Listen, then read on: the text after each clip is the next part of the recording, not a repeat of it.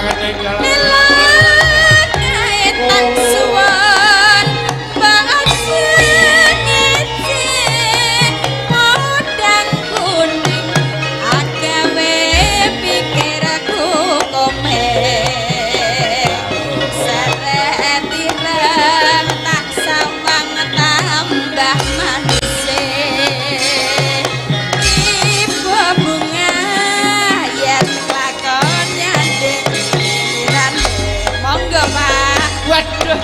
Bapak TNI yang menuju buka jiwa lian yen mesti poda andutun ati kepanan